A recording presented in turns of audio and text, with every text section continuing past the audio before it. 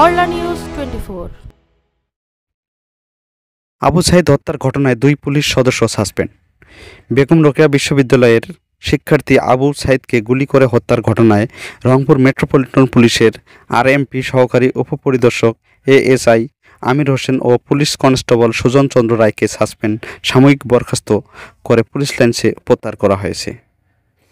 বিষয়টি নিশ্চিত করেছেন রংপুর মেট্রোপলিটন পুলিশের কমিশনার মোহাম্মদ মনিরুজ্জামান। তবে গুলি করার হুকুমদাতা ঘটনাস্থলে উপস্থিত মেট্রোপলিটন পুলিশের সহকারী পুলিশ কমিশনার আরিফ হোসেন ও ইমরানকে এখনও সাসপেন্ড বা তাদের বিরুদ্ধে কোনো ব্যবস্থা নেওয়া হয়নি বলে অভিযোগ করেছেন বেগম রোকেয়া বিশ্ববিদ্যালয়ের শিক্ষক ও শিক্ষার্থীরা। শুধু তাই নয়, একজন সহকারী কমিশনারকেও তদন্ত কমিটির সদস্য হিসেবেও রাখা হয়েছে।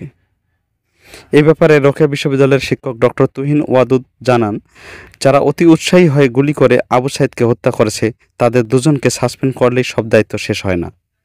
যিনি বা যারা গুলি করার হুকুম দিয়েছেন তাদেরও আইনের আওতায় আনতে হবে। এদিকে আবু সাইদ হত্যার ঘটনায় 2 পুলিশ সদস্যকে সাসপেন্ড করার খবর বিশ্ববিদ্যালয় ক্যাম্পাসে ছড়িয়ে পড়লে শিক্ষার্থীরা ক্ষোভে ফেটে পড়েন। শিক্ষার্থীরা মুনতাশির তাসনুমা অভিযোগ করেন, আমরা সামাজিক যোগাযোগ মাধ্যমে যে ভিডিও ফুটেজ দেখেছি সেখানে আবু সাইদকে টার্গেট করে গুলি করা হয়েছে। সেখানে সহকারী পুলিশ কমিশনার আরিফ হোসেন নিজেই পুলিশের কাছ থেকে বন্দুক নিয়ে 2 দফা গুলি ও টিয়ারশেল নিক্ষেপ করেছেন।